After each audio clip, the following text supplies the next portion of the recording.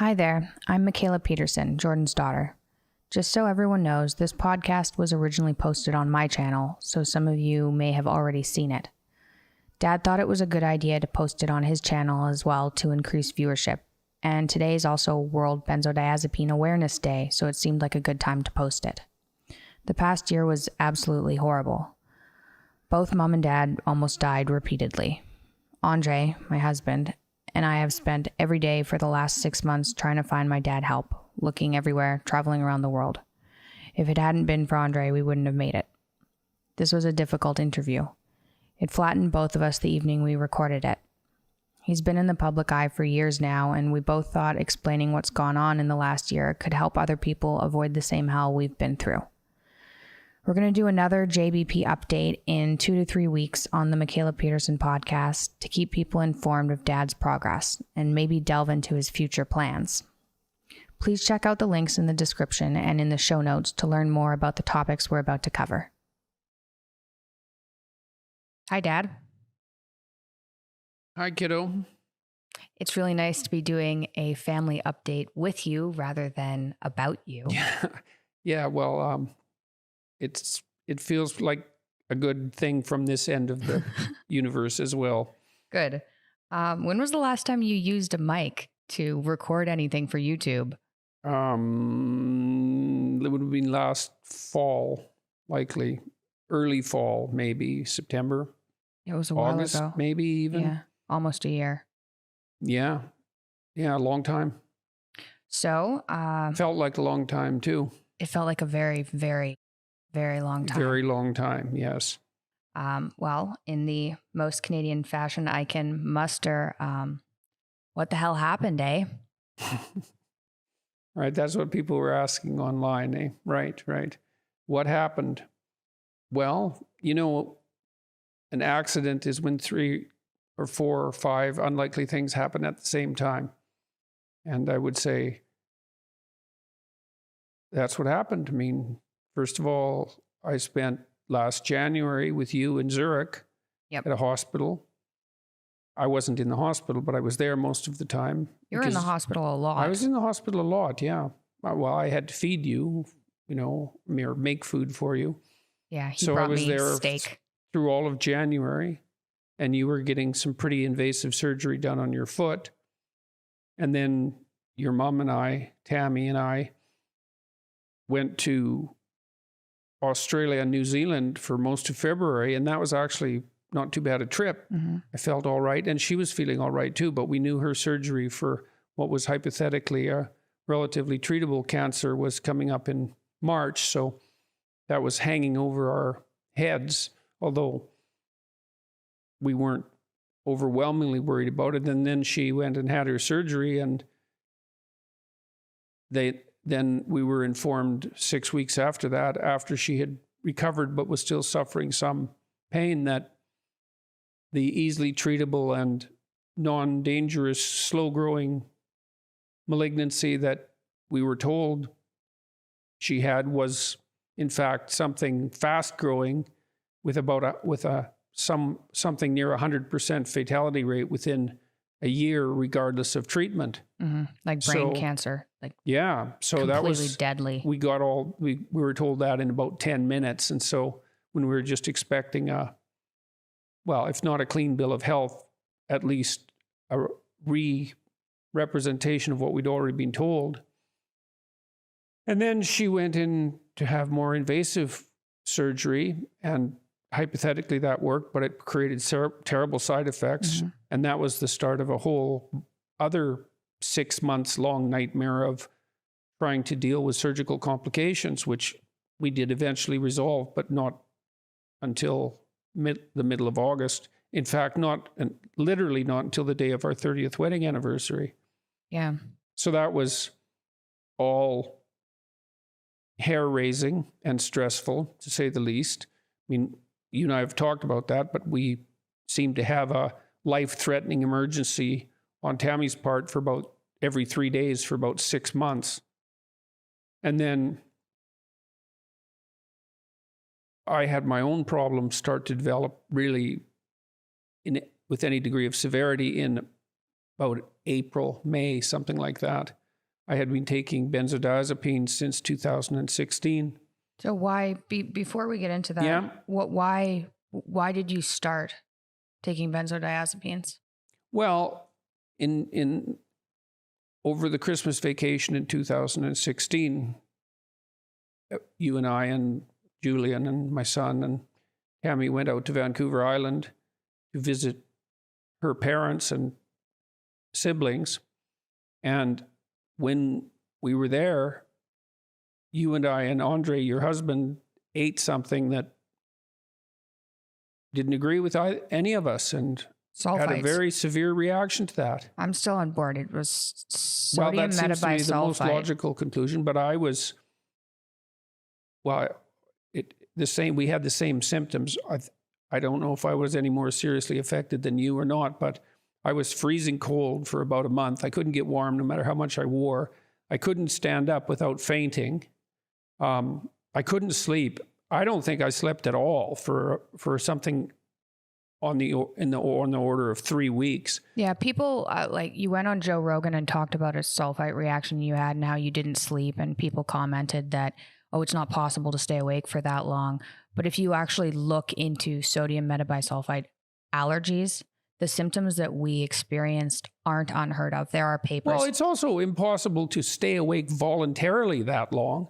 That's not the same as not being able to sleep. Those are very, very different things. Whatever. It's possible that when I was laying there thinking I wasn't sleeping, that now and then I drifted off and would wake up and not notice. I mean, I can't eliminate that as a possibility, but I can certainly tell you that I slept little enough so that it was exceedingly unpleasant. It's a very long time to stay awake. And when we went back to Toronto, our family physician prescribed benzodiazepines, which are often used as a sleeping aid and an anti-anxiety medication, and something called Zopiclone, Imovane. And I hardly took the Imovane at all, maybe 4 or 5 times. But I took the benzodiazepine the way that it was prescribed, twice a day, 0.25 milligrams. And that seemed to bring the symptoms to a pretty rapid halt, which is also part of the reason I didn't need the Imovane. And then there were so many other things going on around me at that time that I never really thought about it again. You know, I thought that it was a relatively harmless drug, and I was taking it in a prescribed fashion at not too high a dose. And I developed symptoms that I now recognized were associated with its use. Weakness on my left side, and like a feeling of detachment from people around me, people I loved, some decrease in the ability to experience joy. But it wasn't until much later that I actually associated with the benzodiazepine use.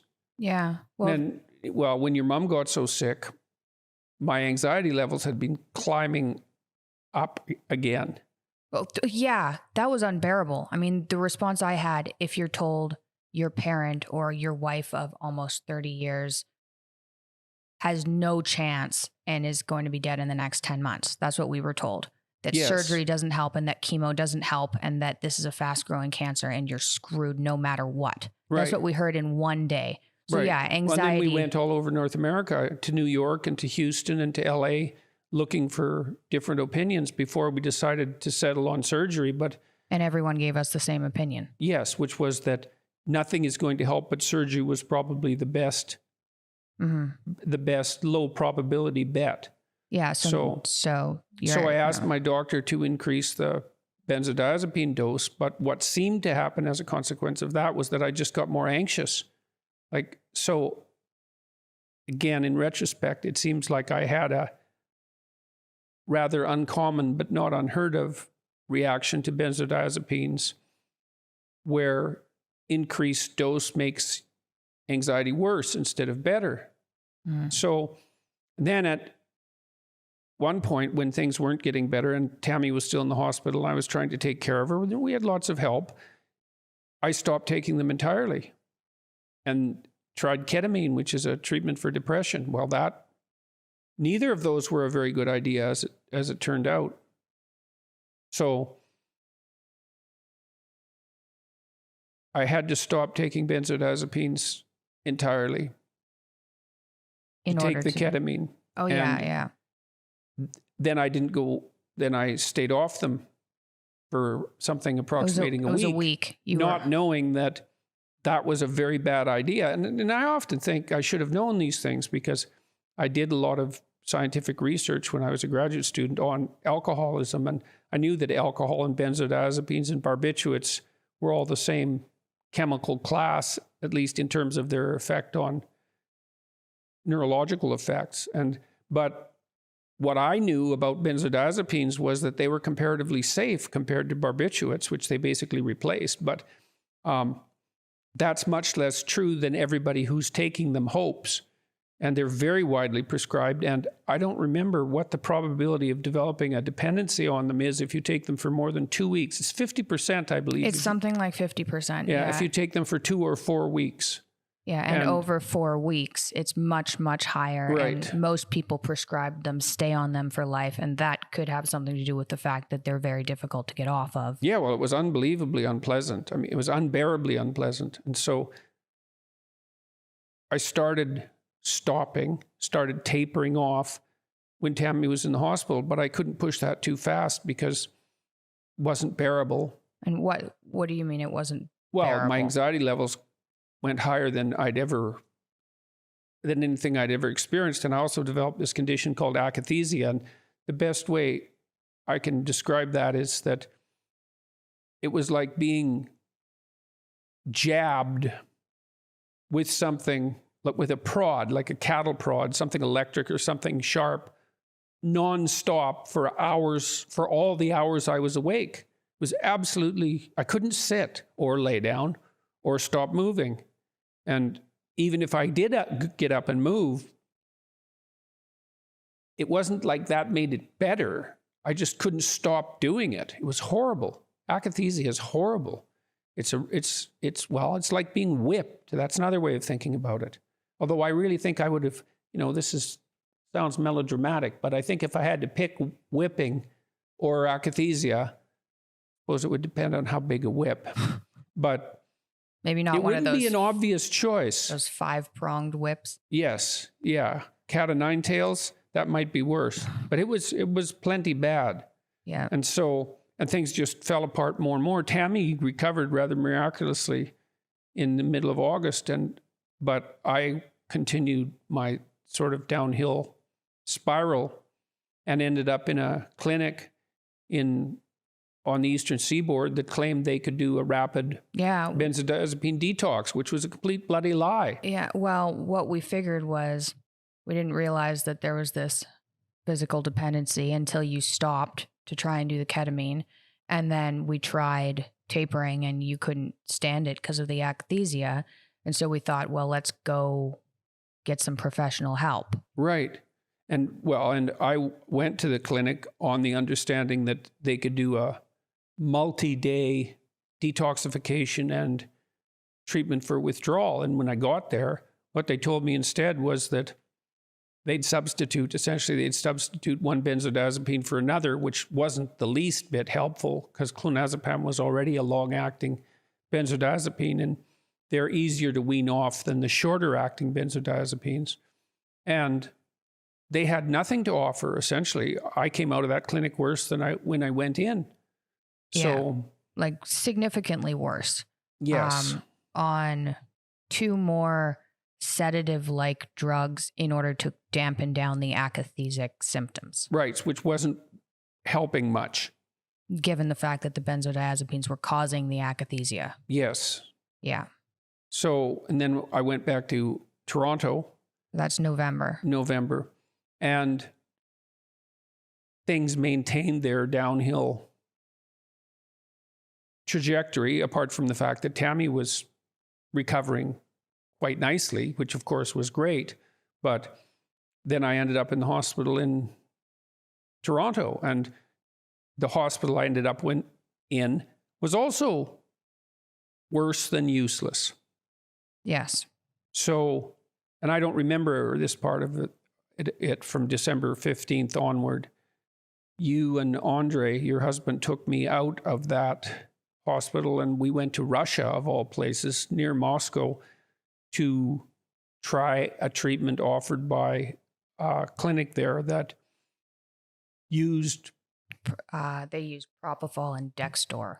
Right. Propofol as a heavy sedating agent, which basically made me unconscious for 9 days. Yeah, so you were completely out for 9 days. Well, I also had pneumonia, which I developed apparently in the hospital in Toronto. Well, yeah, it was quite entertaining, the whole string of events. We got questions about, why on earth would you go to Russia when you could get, world-class care in North America? And the reason for that was because we had tried the Ashton protocol.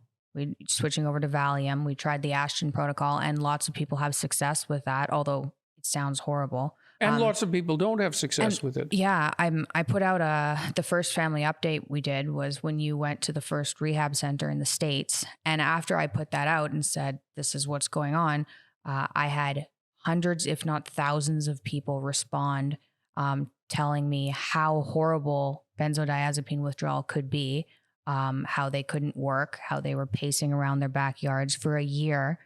And they basically said, just keep him alive. Make sure he stays alive. The psychiatrists that I spoke with said, when I asked them how long the akathisia was likely to last, they said, well, it could be 2 years. And I thought, no one could live like this for 2 years. It's like, you can't live for 2 years if you're being constantly prodded with something excruciatingly painful on a moment-to-moment basis. It's just not, and there's no escape. There's no relief. That's just not possible. It wasn't possible. The reason I did survive certainly wasn't because I was enjoying my life. The reason is that I had family that I was very attached to and friends who went above and beyond the call of duty, helping to care for me. But the experience was intolerably dreadful. And it's so strange because we're now in Serbia, weirdly enough, in Belgrade of all bloody places. And we've been here about 2 weeks and went to yet another specialty clinic run by an anesthesiologist. And they modified the medication that I was taking in Florida, which is where we were last. And I don't know, I can't understand it, but virtually all my symptoms have disappeared. I'm still weak if I get up and walk around. I don't have my stamina, but I can think clearly. I feel I'm back to my regular self, such as that is. Yeah. During the mornings and during the days, I can work. It's very surprising to me that this happened so rapidly, but it has, and that's why we're doing this podcast or this video. But and hopefully it'll last. And Tammy is coming. I haven't been with her for more than a few days since middle of December. And that was partly because I was in bad shape and she wasn't in good enough shape to be patient with me. I mean, Jesus, she'd had a terrible time. She almost died like every day for 6 months, like you said. And you were suffering so much that anyone around you suffered. Yes. Because of how horrible it was to watch. It was horrible. So just to back up a bit, you went to a hospital in Toronto and they were going to make things worse rapidly. They weren't willing, because of your akathisia, which was making you crazy, they weren't willing to slow taper you down. They just wanted to stabilize you by keeping the benzodiazepines there. So Andre and I found a clinic in Russia that would actually put you to sleep using propofol so you wouldn't have to suffer while they took the benzodiazepines out, and doing a detox. Or suffer as much. Oh, at least you'd be unconscious for that period of time. And doing a detox on benzodiazepines isn't recommended. You're supposed to do a slow taper, but your akathisia was so bad that even staying at the same dose was dangerous. Right. So we needed to get rid of that. So we spent time in Russia, managed to get it out, and it was horrible. Well, you guys took a big risk taking me out of the hospital in Toronto, which nobody recommended. The psychiatrists certainly weren't in favor of it. And taking me somewhere as foreign as Moscow and then attempting this, generally unadvised treatment was all surreal. Yeah, it was terrifying. And when I woke up, so as I said too, that was complicated by the fact that I had developed pneumonia in both lungs. But when I woke up, I was first catatonic and then delirious. I can remember the delirium that lasted a whole day, consisted of a sort of dreamlike hallucination that I had been kidnapped by. You were delirious for 9 days? 9 days? Yeah. 9 days. You remember the last day. Yeah, I remember that I was kidnapped by people, oddly enough, who lived in Florida. And they were like very rural backwoods people. And Florida tree people. Florida tree people, yeah. And that they were going to, the leader of this little gang who kidnapped me were going to kill me because the leader was going to kill me because he wanted to impress his girlfriend. And it was a very, very vivid dream that I had while I was awake. I knew I was in the hospital at the same time. That was just one of the... And I also remember that when I first woke up, I was irate because I had been... My hands had been secured to the side of the bed because apparently I was tearing out the IV tubes that I was connected to because I didn't want to be in the hospital. I had no idea why I was in the hospital or where the hospital was or where anybody I knew was. We had, to back up a bit again, we had agreed when you were in the hospital in Toronto, like our whole family had sat down and agreed that the best option was this rapid detox in Moscow. And you'd been part of that discussion. But when you woke up after the detox in Russia, you couldn't remember any of that. Right. I remember being really angry with you when you first showed up because there were very limited visiting hours, but I didn't know that. It was this, oh man, it was so awful. It was, we ended up in like the outskirts of Moscow in a clinic for severely ill people. Yeah. And it was like Soviet-esque guarded. So the visiting hours were 2 hours from 4 to 6. And you guys were driving how far a day to come and visit? It was like 2 hours each way. Right. And in Moscow the deep winter. of winter, in rough traffic, in bad weather. Yeah. To visit an ICU that was full of people who were in very rough shape, including me. Oh yeah, you fit right in when you first got there. And at first it was like how, oh my God, we brought Dad to Moscow and destroyed him. Well, that's what the doctor told you, wasn't it? The first one of the first ones said that. Oh yeah. I couldn't even, like, there was one day that was so bad I couldn't go in. And Andre went in and they said, you know, why are you here of all places, in Russian? And Andre said there was no one to help him in the West, which there wasn't. We looked everywhere. Right. And we tried 2 clinics and talked to multiple psychiatrists and none of them could help. And she said, great, you've brought him here to die. So, and that was, you know, the scary thing about the hospital you were in Toronto is you had pneumonia that wasn't picked up until we got to Moscow. So when you arrived in Moscow, you had a fever and pneumonia in both lungs. And so when they sedated you, and they intubated me as well. They had to intubate you during the sedation because of the pneumonia. So we weren't getting care anywhere, and getting off of benzodiazepines almost killed you. And the place in Russia managed to stabilize you, but it was... Yeah, to some degree. Like I didn't have the akathisia was much reduced. Yeah, when the benzos were finally... So they did some plasmapheresis as well to get rid of the benzodiazepines in your blood, because the half-life of benzos are so long that even when you stop taking them, of that particular kind, particularly. Yeah, it takes a really long time for it to get out of your blood. So one of the things they did when you were under was plasmapheresis to get rid of all the benzodiazepines. So when you woke up, the only good thing that had happened was you weren't taking benzodiazepines and you weren't akathesic. You were totally screwed, but you weren't akathesic. Right, yes, and that was a great relief. And then we went to a rehab center for a while in Moscow that was less medical and more physiotherapy oriented. And for a while I couldn't type because I couldn't remember how to put my hands on the keyboard. I couldn't walk up and down stairs because I couldn't see the stairs properly. I couldn't do up buttons. And one night I got up to use the washroom and then came back into my bedroom and I couldn't remember how to lay down.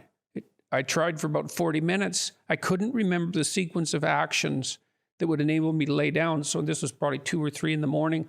I ended up calling for a nurse so that the nurse, who was a very helpful person, could come in and tell me how to lay down. So that was very strange, kind of cortical blindness. So I stayed in there for 2 weeks? Mm-hmm. And then we went to Florida where we thought it would be sunny and easier to recover, which it might have been. But when I was in Florida, my anxiety levels were, I wasn't akathesic most of the time, but my anxiety levels were unbearably high. And that finally got so bad that I had family members there who were taking care of me. You were there, of course, and Andre, but also my parents, my sister, some friends. Tammy came for a while. My son came for a while. But it got to the point where it was obvious that just the care of family members, no matter how well-intentioned, A, wouldn't be sufficient, and B, was just too much to ask of people. The responsibility was too great. And so that's when you and Andre had been communicating with this Serbian medical clinic for about 6 weeks, something like that. And they had been quite helpful. 5 months. Okay. Well, this is partly why we're doing this together, is because I don't know all the facts at hand. Yeah. But they were helpful. They were helpful. We, Andre managed to get in touch with this clinic in Belgrade where it's not, at least people who are treating you, it's not run by a psychiatrist. It's run by an anesthesiologist, which seems to be how you need to be treated. Well, it seems to be working for me at the present anyways, and that's the best we've got. And it's pretty good because I felt better. Probably I felt better. See, there are things about the benzodiazepines too that I didn't really understand until I began to decrease their use. I had become quite isolated from my family members. Yeah. It was most noticeable, I would say, in my relationship with my son. But it was like there was a barrier up between me and people. It was noticeable. It was noticeable. I attributed that to the strange twists and turns my life had taken in the previous 2 or 3 years, because there was no shortage of strangeness on that front. And then also I had a strange muscle weakness that plagued me. And I now realize in retrospect that was all a consequence of benzodiazepine use. So using it, well, this is part of the reason we're doing this podcast or video as well, to let people know these are very widely prescribed drugs, and they are not safe to take for more than 2 weeks or a month at the absolute maximum. And if you take them longer than that and you end up addicted, or dependent, which means that you'll suffer withdrawal symptoms on their cessation, you are going to be one sorry person. Some people, have a better time of it when they stop their use than others. But enough people have a terrible time so that it's a medically induced epidemic. It's a complete bloody catastrophe. Yeah. It's probably worse than the opiate epidemic, and that's really saying something. So, and I don't know if I'm out of it or not. I have a hard time believing how much better I feel than I did 2 weeks ago. It doesn't seem plausible. So, it's possible that things will just deteriorate for me again, although I don't feel like that at the moment. I feel like things are put back together in an important way. Fortunately, one thing I've been able to continue doing through all of this is I'm writing a new book, and it's due in the middle of July, and that's going quite well. And I was able to do that even when I was in these different clinics, hospitalized in all these different clinics. Although I don't think I did any writing in Russia. No. Not until the very end. Yeah. At the very end, you did before we went to Florida. Yeah. You were editing. Yeah. Well, I remembered one other thing we were going to discuss. Some people, okay, first of all, I've had a tremendous amount of support from family members and friends. Like, really, I mentioned this earlier, but it's worth mentioning again. People have gone far beyond the call of duty to help me and Tammy and I in the last year and a half. And there's been an unbelievably massive outpouring of public support, which has really taken me by surprise in some sense, because, it's one thing to express your condolences if you're discussing someone who, like my wife, is suffering from something clearly that's clearly not of her making, cancer, for example. But a dependence is more ethically questionable, right? Because you think, well, everyone thinks, well, what did the person obviously made some errors in choice that contributed to this. And that's a reasonable objection. And despite the fact that there are many people who found that their opinions didn't align with mine, let's say, the proportion of negative comments I got about what I was going through was very small. So that was really something. But nonetheless, one of the things I wanted to talk to you about today was the fact that, what's the old saying, physician heal thyself, right? I wrote a self-help book. I'm a psychologist. It's like, well, why the hell didn't I see this coming? And why wasn't I more cautious? And I think those are reasonable questions. Why should people take advice? And then that's the next question is, why should people take anything I say seriously because of that? And I guess what I would say is, if you're going to wait to learn from people who don't make mistakes, or don't have tragedy enter their life, you're going to spend a long time waiting to learn something. And the second thing I would say is, in my lectures and my writings, I've never suggested that I was anything other than one of the people who also needed to learn these lessons. So I included myself in the population of people who needed some moral improvement. And then the last thing would be, you have to make the decision about whether or not to attend to anything that I'm doing based on your own judgment about what I've done and said. And if you find that that's not convincing, then that's your prerogative. And if you find that it's useful, then, well, I'm delighted by that, obviously. And that's that. That's as much as there is to say. Well, I think one of the points of doing this podcast was to inform people so that other people don't have to go through the same thing you went through, because watching it from the outside was the worst thing I've ever seen. Definitely. And hopefully educating people on the dangers of this will... Well, that's saying something, because weren't you awake when they replaced your ankle last year in January? Oh, yeah, but that was like, there was still an element of...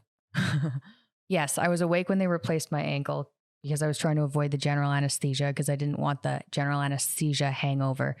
I should have just done the general anesthesia, which is something I realized when they were hammering my ankle. But yeah, watching you in how long you've been in pain has been significantly worse. And I did want to mention too, because people are going to be wondering, why you didn't get more help in North America.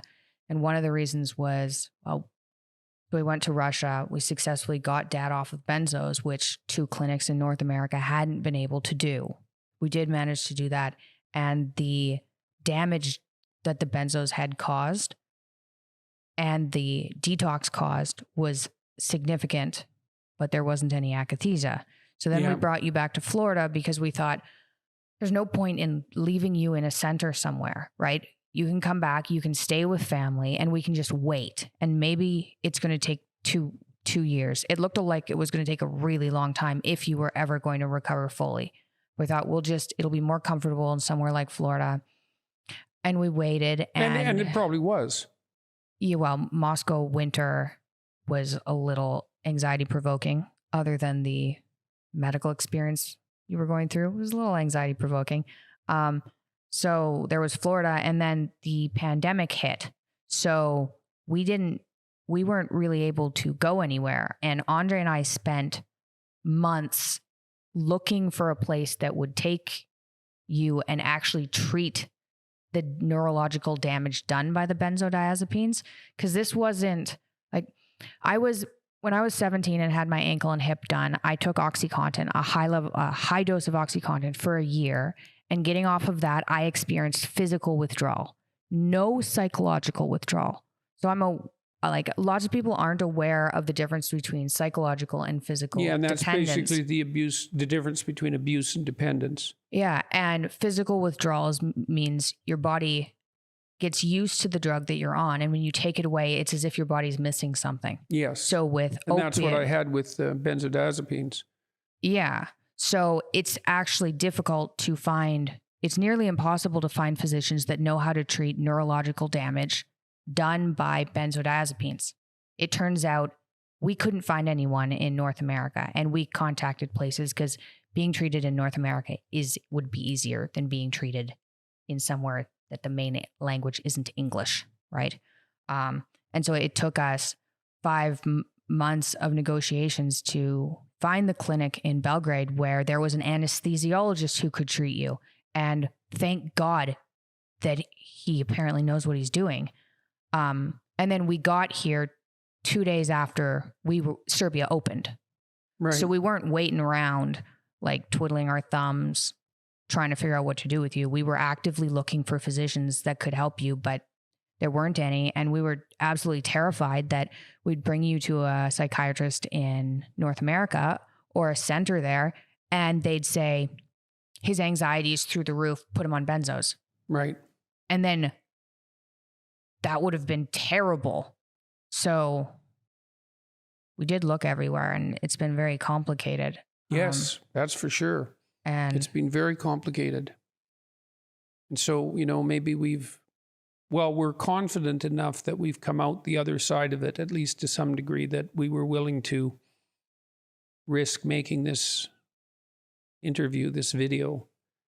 And so, yeah. and the reason we're doing it, apart from telling people that they should be exceptionally careful with benzodiazepine prescriptions, and like a very large number of elderly people are prescribed benzodiazepines, most of them women, but plenty of men too. And you do that at your peril. It also increases the risk of dementia quite substantially. So that's a lovely additional benefit. So watch it. It's a catastrophe that benzodiazepines are being prescribed the way they are so broadly. And so there's that. But then also we felt that because, I don't know how you'd say it, because people had been party to my certain elements of my private life and me to theirs, perhaps, that it was morally obligatory to bring people who are interested up to date on what's occurred. So far, so good. It's been nice to see you and Andre get a break for at least a couple of weeks. And it's been really nice not to be terrified out of my mind in Florida, the best I ever got was not petrified with anxiety, but close to it. And yeah. I had that for a few days in a row, a couple of times. But here, my hand has a tremor, my left hand. Yeah, one of the things with benzodiazepine, dependence is it increases your seizure risk after you stop taking them. So this is how serious, to give an example about how serious this physical dependency can be, is for some people, even on a low dose of benzodiazepines, if they become dependent on it and stop, they can have seizures. That's how intense the brain changes can be. Right. So on each seizure increases the risk of the next one. You've been at a seizure risk for 6 months.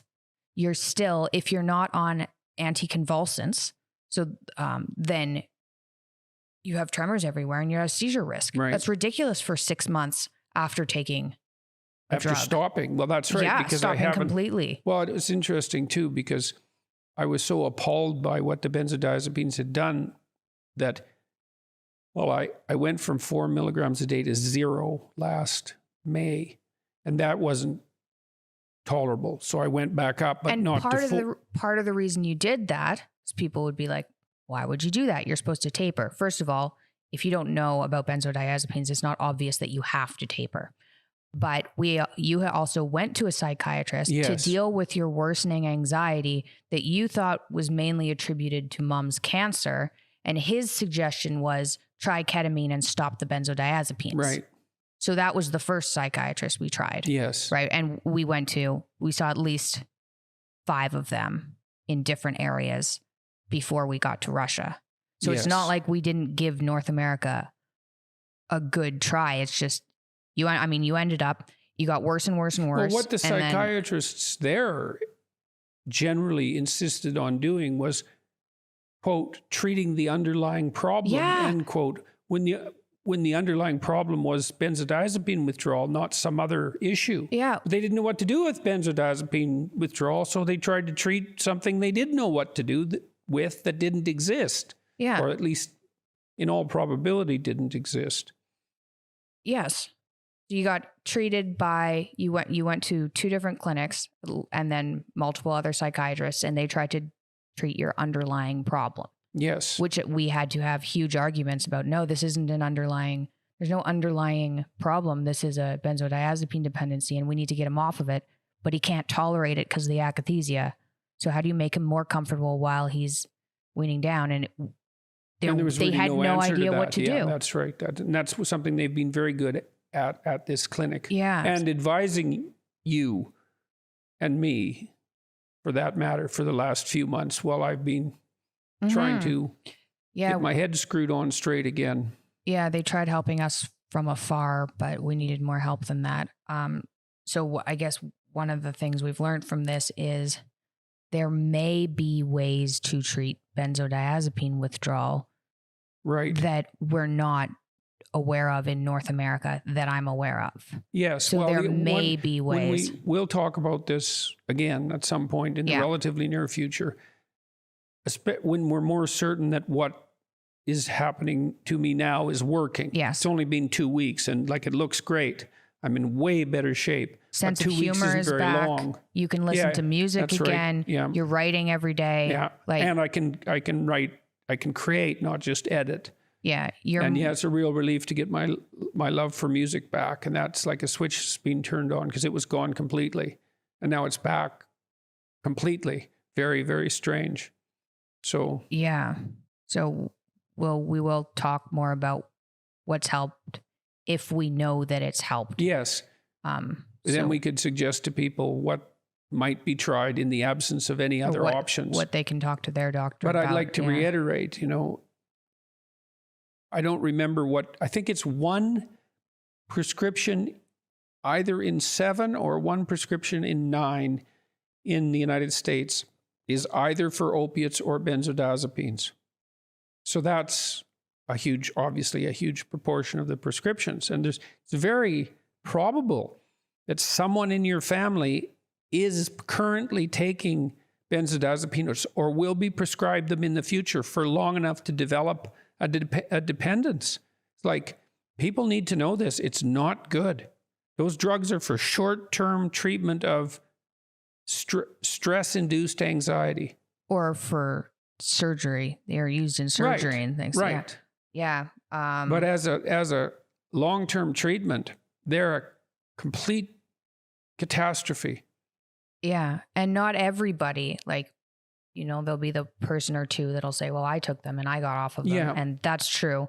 But it seems if you look at the statistics, if you're older, then it's harder. You're more likely to form a dependency, right? And maybe that's because your brain isn't as plastic. Maybe it takes just longer to heal from them.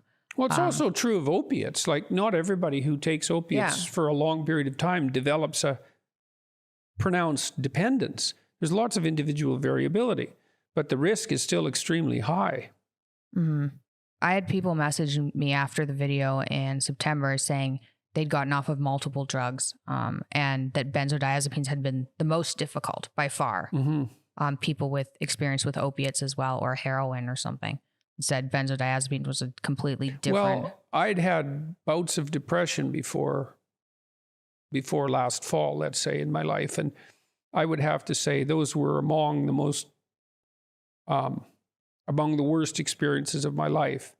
But I'd have to say that after searching long and hard for something that was worse than depression, I finally discovered it in akathisia. Because depression was, remember, we talked about that, right? And because you had suffered bouts of depression as well as the arthritis. And one definition we'd agreed on was that being depressed was like hearing that your dog had just died. Yeah. And remembering that continually. And then your dog worse. died and Yeah. you thought that, and that was a dog you actually liked a lot.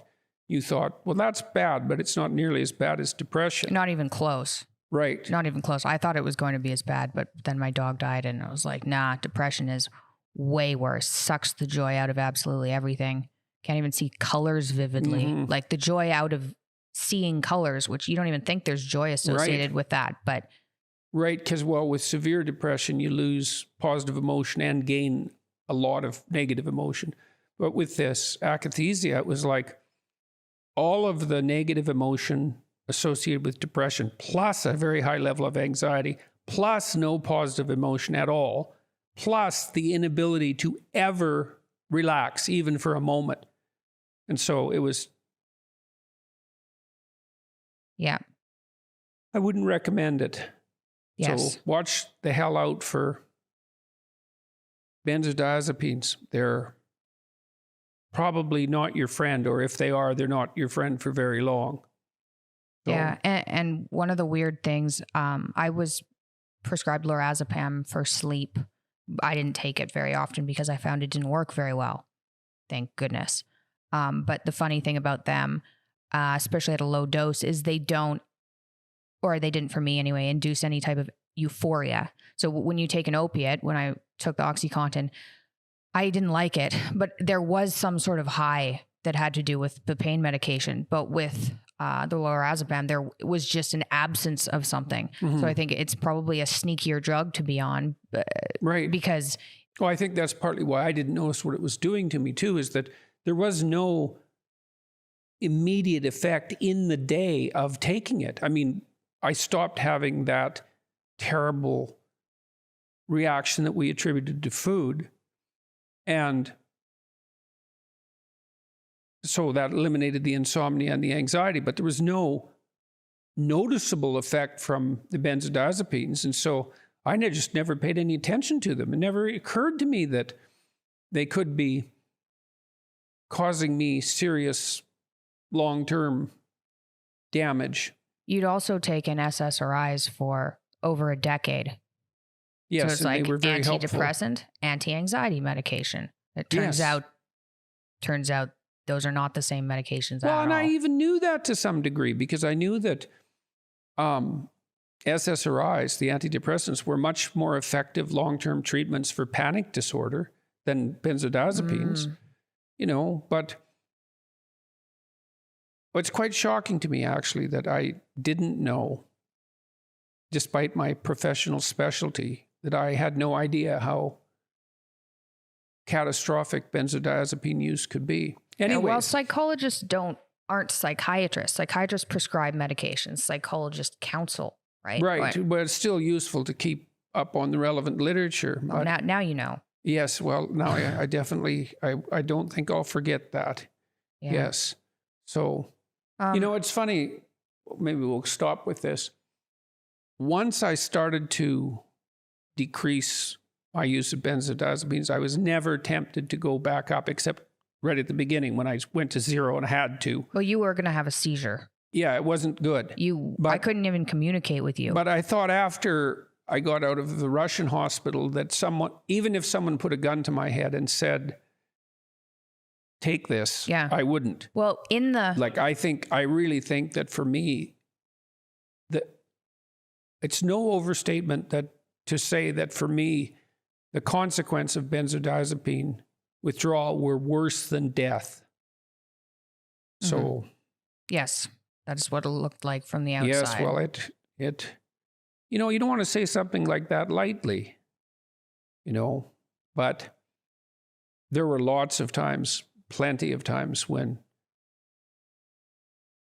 it would have been preferable, as far as I could tell, just not to be there than to experience what I was experiencing. When you're in pain, people who are being at a certain level of pain is like that. Right? Yes. If you're walking around, anything over really like a 7 or an 8, you can't stand it. Yeah. So that's what it looked like from the outside. Well, the other thing that the benzodiazepine withdrawal did that was absolutely dreadful was produce a sense of time distortion. So this was really obvious when I first woke up in Russia. Like the first day that you and I could speak again, you were wheeling me around in the aisle of the corridor of the intensive care unit.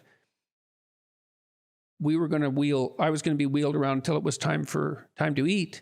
And I must have asked you how many times in 10 minutes what time it was.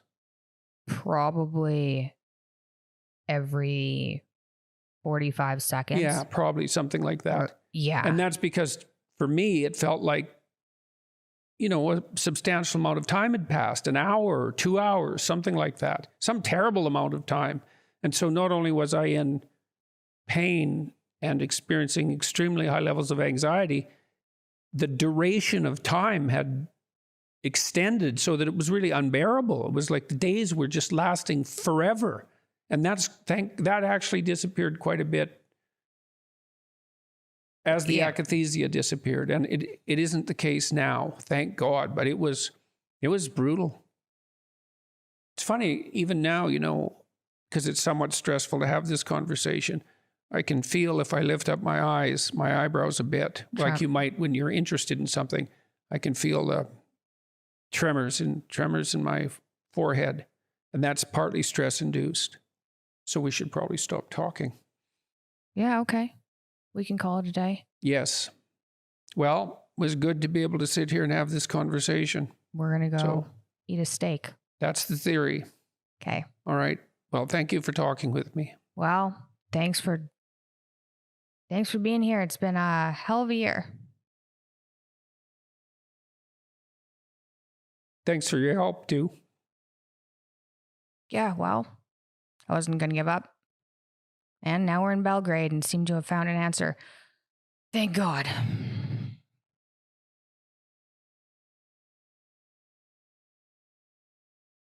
Thanks for listening. I've linked everything we talked about in the description.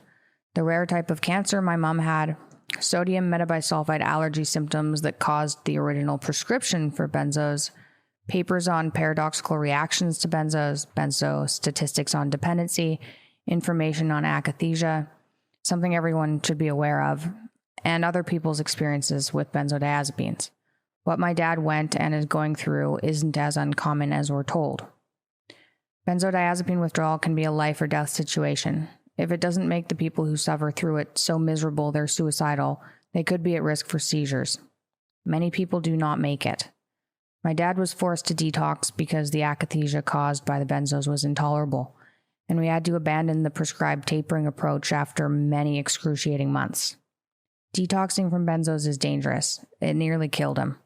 But the state the benzodiazepines had put him in was more dangerous, and this isn't too uncommon. Most of the celebrity deaths we hear about are benzo-related. We're told about the opiates involved in these cases, but benzos aren't as commonly mentioned. Heath Ledger, Amy Winehouse, Michael Jackson, Philip Seymour Hoffman, Whitney Houston, Tom Petty, Anna Nicole Smith all had benzos related to their deaths. When you look at what happened to these individuals, you might think, well, that couldn't happen to me. But don't be so sure. We had all the resources we could have, and it took us over a year to remove the drug and stabilize my dad so that he could function again and not feel like he was in hell. He still has neurological damage from the benzos, and it's been 6 months since he stopped taking them.